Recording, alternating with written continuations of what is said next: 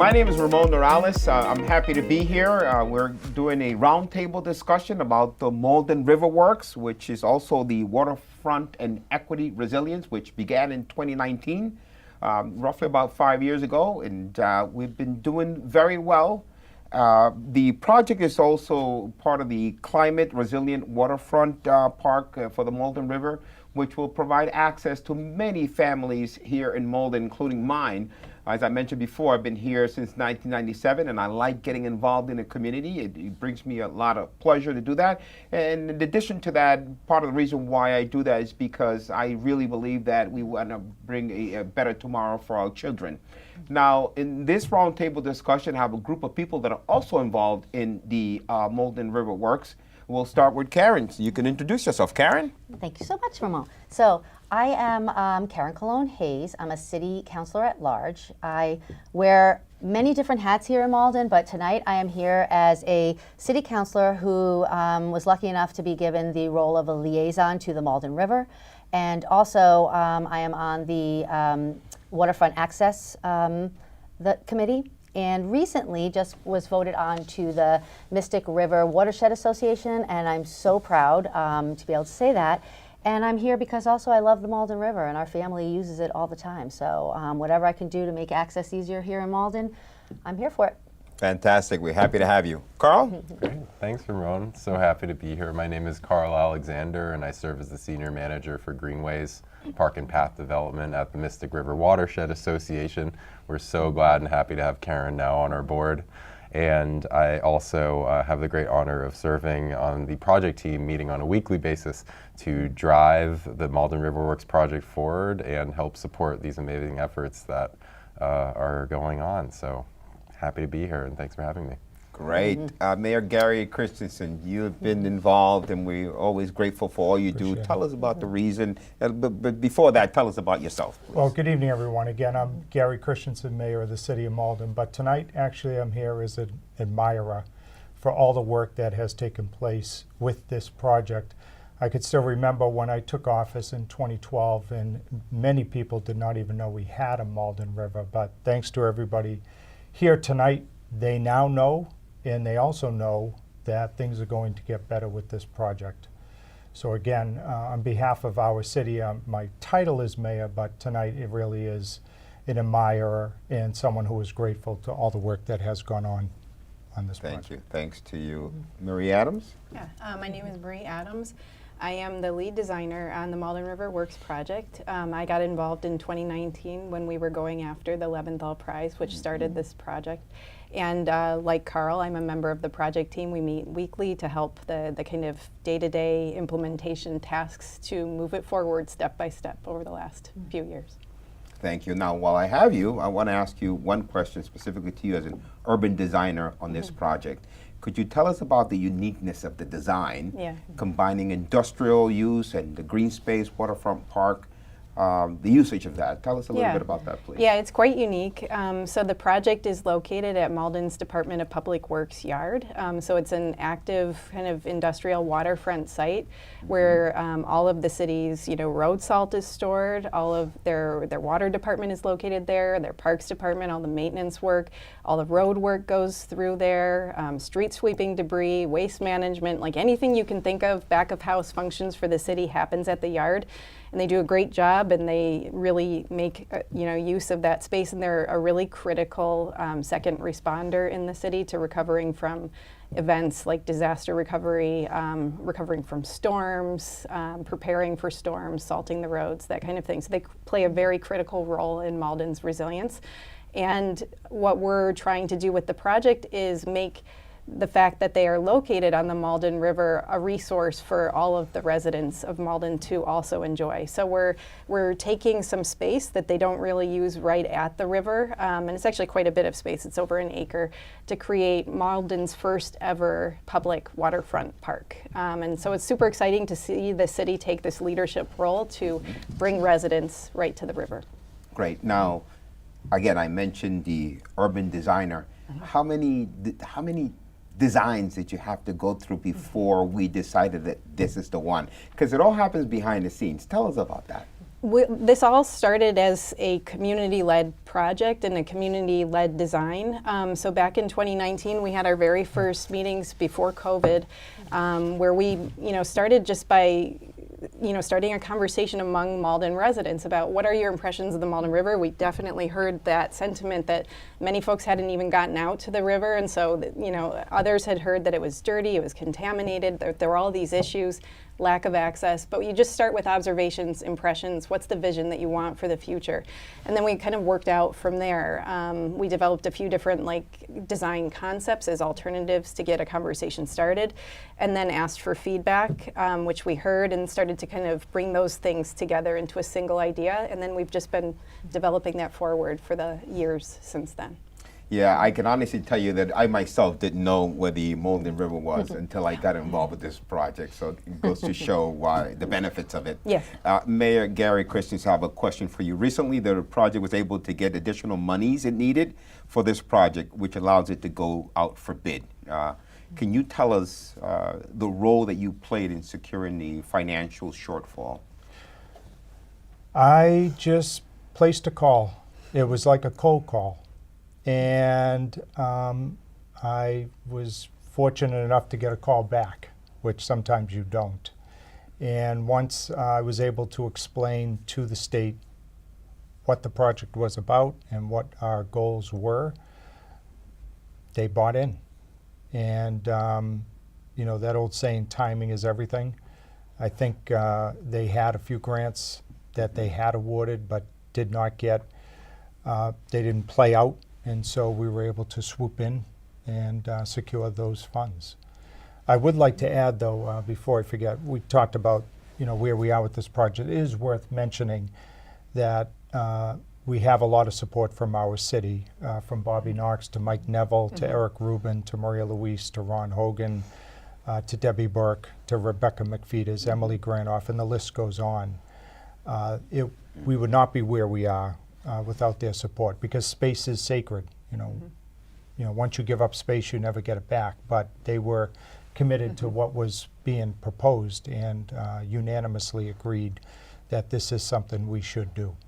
Yeah, thank you. And we realize that this is a project that is going to benefit the entire community. And obviously, you have various projects going on. What made you really get involved in this one and put forth your effort to try to get the funding and involvement? The people. That's what it was. I've always felt my role, maybe mayor, maybe the chief executive officer, but honestly, I've always felt myself to be a facilitator, to try to take these great ideas and bring them to fruition. Yeah. And so that's what propelled me to do what I could to help. Thank you, and certainly we see light at the end of the table as well. Yeah, I just got an update today. We plan to go out to bid mid to late December. We hope to have the bids back by the end of January, and if all goes well, work would begin March, April. Well, Nice. fingers crossed, and I'm Yes. sure everything is going to go well. Thank you so much. Karl, I have a question for you. What roles has Mystic River Watershed Association played in this project? Wow. Well, the Mystic River Watershed Association, for those who don't know, has a mission to protect and restore the Mystic River and its tributaries, like the Malden River. I like to say that we're like the Lorax, but for the river. Really, our role and involvement in the project really stems from one of our North Star goals as a nonprofit organization, which is to center residents in the design of open spaces along the park's waterfront. And this is often known as part of a Greenways network, which is mostly just connected paths and parks.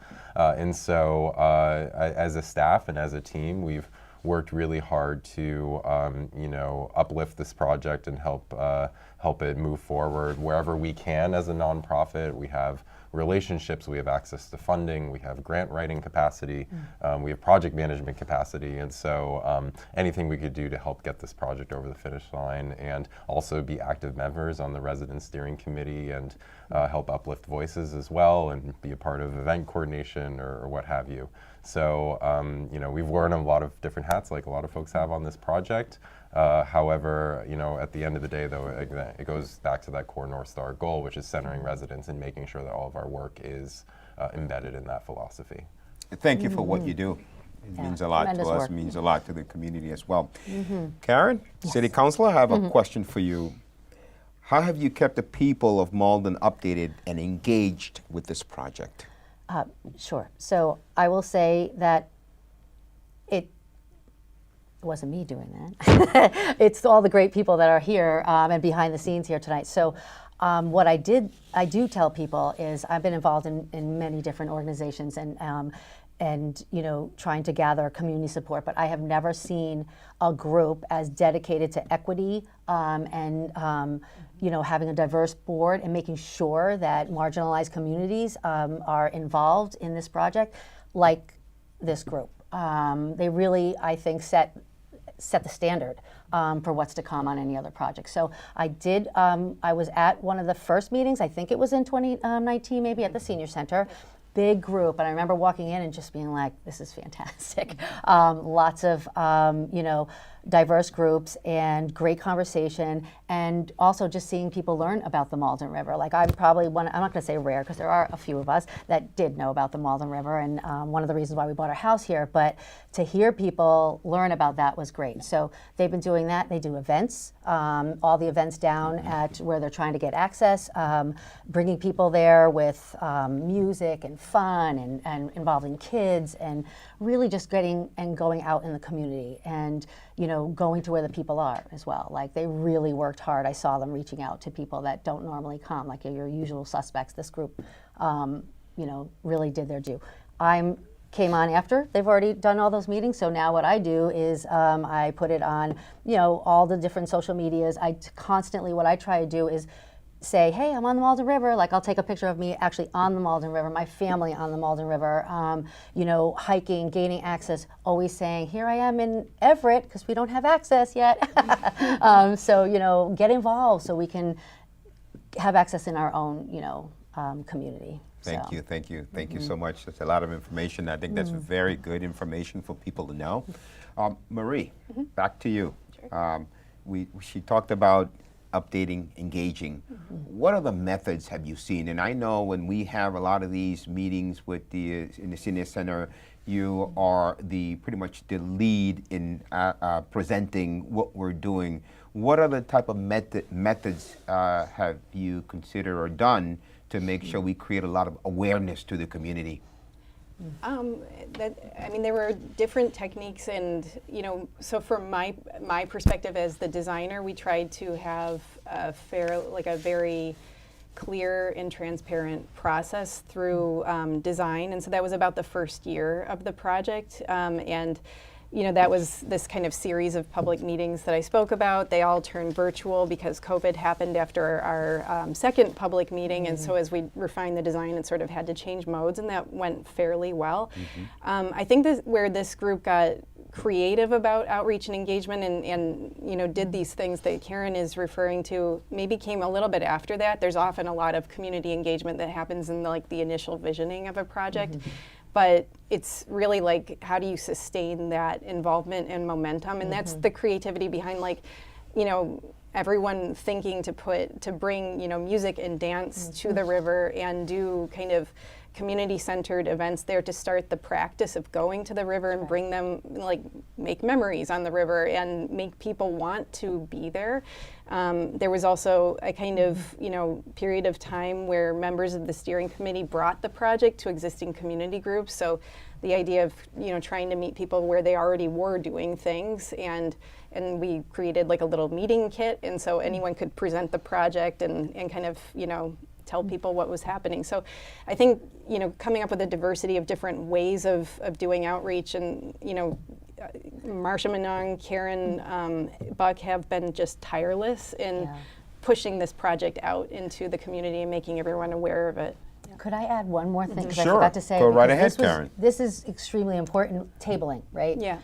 At every event, there was a table, you always see someone representing. And that is so important because people go to events and that's where you really get to talk to people one-on-one and tell them what's going on. And you're right, you always saw the same boards. People got used to it. Once, you know, what do they say? Like sometimes you have to see things, you know, a number of times before it says like, oh, I remember this, like this is what's going on. So I think that was really important. All groups should be, you know, showing up and doing the same thing. I forgot to mention that because that's super important. Yeah, I'm actually very glad that you brought that up because I think having inclusion is so important. The fact that the design also came from the people, like you mentioned. Yeah. And I think that there's going to be a sense of urgency, a sense of belonging, sense of ownership in the park, and I'm sure people will appreciate it. Thank you very much for pointing that out. Mayor? I was going to say, make no mistake about it, though. You can have all the tabling and all the community engagement you want, but you must have the funding. So it's worth mentioning again, Secretary Tepper, Lieutenant Governor Driscoll, That's right. Governor Healy, our legislative delegation, Congresswoman Clark, Senators Warren and Markey. They really helped bring the project to where it is today. And also Emily Granoff, who was our grant writer, followed by Rebecca McFeeters. They wrote out a number of applications and hit on several of them, which I think also is something that should be highlighted here tonight. Absolutely, and I'm glad you have. We're going to wrap it up in 2 minutes. I have a final question for you, Mr. Mayor. Please. How about sharing? I know you mentioned that we're going to go off a bid and have maybe some discussions back in December to create the momentum. Can you tell us a little bit about what should we expect in the coming year, 2025 and beyond? Yeah, I think their first order of business is to get it out on the street, which again, we are aiming to do mid-December to late December. Now, the fingers will be crossed that the bids come back at what we estimate the project to be. Right. If it does not, you know, we're going to have to figure out what to do. And then, if the bids do come in on what we project it to be, then March, April is when we anticipate work beginning. Thank you for pointing it out. Folks, we're at the end. Did you want to say something, Karen? Nope, I was clapping. Oh, okay, fantastic. We're at excited. the end of our roundtable here. Thanks for joining once again, Karen, Karl, Mr. Mayor, and Marie. We certainly do appreciate you, and we certainly like to have you back as we move forward with the project. And thank you to the audience. I hope you enjoyed it and hope we created some awareness about what's going on in your community.